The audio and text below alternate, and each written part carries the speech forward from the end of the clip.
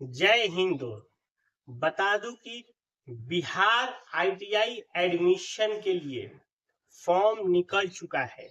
जो भी बच्चे अगर बिहार के हैं, अगर वो आईटीआई करना चाहते हैं सरकारी इंस्टीट्यूट से, तो उनके लिए ये बहुत ही अच्छा मौका है। अब देखिए, थोड़ा सा समझिए कि आपको आईटीआई करने से क्या फायदा मिलता है। देखिए, जैसे अभी रेलवे का एएलपी असिस्टेंट लोको पायलट का फॉर्म आ रहा है, उसमें आईटीआई मांगता है। रेलवे एनटीपी सॉरी टेक्नीशियन का फॉर्म आता है, उसमें भी आईटीआई मांगता था। पहले ग्रुप डी था, उसमें भी आईटीआई था, भले ही हटा दिया गया। तो आईटीआई जब आप कर लेते हैं तो आपको कुछ अलग ही पोस्टों पे आपको फॉर्म भरने के आपको एलिजिबल हो जाते हैं। ठीक है, तो अब रही बात कि इसके लिए कौन लोग फॉर्म अप्लाई कर सकते हैं, क्या एज चाहिए, इसमें सिलेक्शन के कैसे प्रोसीजर होते हैं, फॉर्म भरते समय आपको क्या इंपॉर्टेंट डॉक्यूमेंट चाहिए, काउंसलिंग के समय क्या इंपॉर्टेंट डॉक्यूमेंट चाहिए, सारी चीजों को हम इस वीडियो में पूरा डिटेल्स के साथ बताने वाले हैं। तो जो भी लोग हमारे चैनल पे पहली बार आए हैं, हमारे चैनल को जरूर सब्सक्राइब कर लीजिए।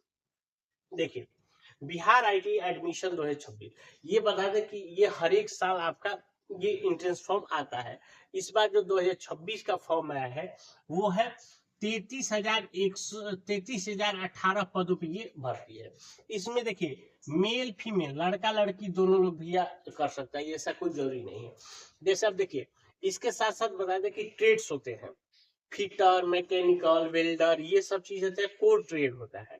इसके अलावा आजकल हो गया है प्लम्बर, सीएस से हो रहा है, आईटी से हो रहा है, कंप्यूटर से, जो नए नए आजकल एआई से रिलेटेड वर्क हो रहे हैं, इनसे रिलेटेड भी अब आईटीआई कराने लगा है। तो आप चाहते हैं तो इससे भी कर सकते हैं, इसको आपको फ्यूचर में फायदा मिल सकता है। इसका फॉर्म आपको 16 मार्च से शुरू हो चुका है और 14 अप्रैल तक आप इस फॉर्म को भर सकते हैं।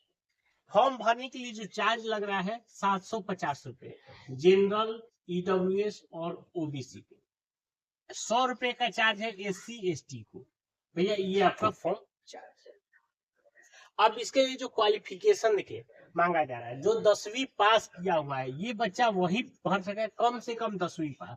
अब समझिए, ऐसा नहीं है कि मान लीजिए कोई बच्चा 12वीं पास कर लिया है, चाहे वो बीए कर लिया है, अब उसको मन है कि नहीं अगर हम आईटीआई कर लेते हैं तो हमको आगे लाभ मिल सकता है, तो वो भी बच्चा इस फॉर्म को भर के अपना आईटीआई कर सकता है। ये इसके लिए ये ऐसा नहीं कि केवल 10वीं पास वाले ही भर सकते हैं, तो इस तरह से ये भ्रम अपना निकाल लीजिएगा।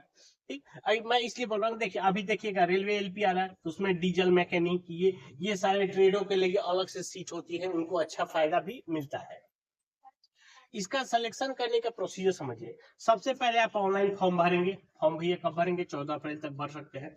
फिर उसके बाद आपका एग्जाम होगा। एग्जाम कब होगा, तो भैया एग्जाम आपका 17 मई को आपको एग्जाम हो जाएगा, एग्जाम का डेट भी क्लियर कर दिया गया है, और 8 मई को आपका एडमिट कार्ड दिया जाएगा। ये रहा आपका दूसरा स्टेप कि आप जब आपका एग्जाम हो जाएगा तो आपका जब रिजल्ट आएगा, तो रिजल्ट आने के बाद आपको अपना काउंसलिंग करना होगा। काउंसलिंग में क्या होता है कि आप जैसे बिहार में बहुत सारे जिले हैं, रोहतास, भोजपुर, बक्सर, कैमूर, इधर ले ले, उत्तरी बिहार में बहुत सारे जिले हैं।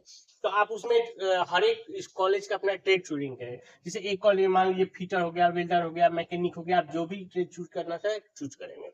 उसके बाद आपको जब राउंड होगा तो आपको सीट अलॉट किया जाएगा। जिस दिन आपका सीट अलॉट होगा, आपको क्या करना है कि उस कॉलेज में जाके अपने सारे डॉक्यूमेंट को ले जाके अपना एडमिशन कराना है।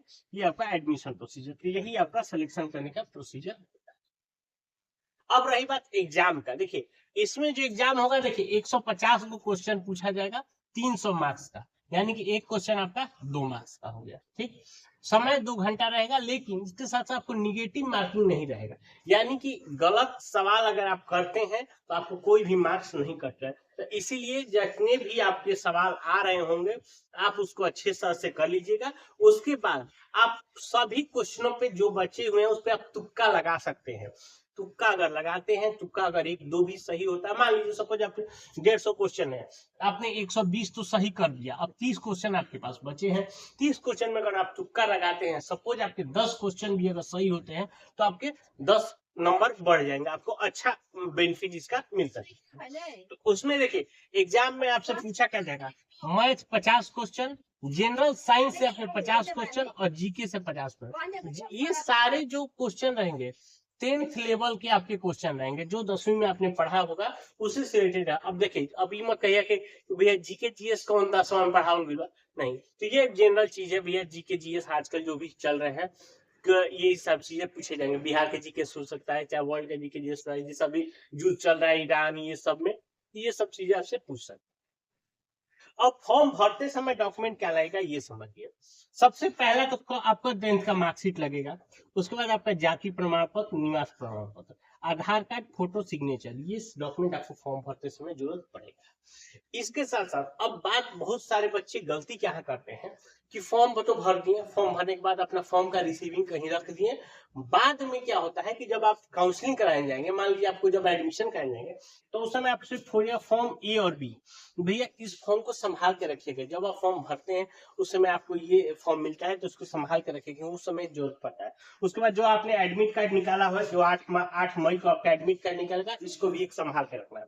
उसके बाद आपका रैंक कार्ड, इसके साथ बाकी ये सारी चीजें भी साथ में आपको लगेगा, लेकिन ये तीनों कागजों को आपको बहुत ही अच्छे से संभाल के रखना है, ये आपको एडमिशन के समय जरूरत पड़ेगा। ठीक है, तो इसके अलावा कोई और जानकारी चाहिए तो हमें नीचे कमेंट करके पूछ सकते हैं। मिलते हैं नए वीडियो में, तब तक के लिए।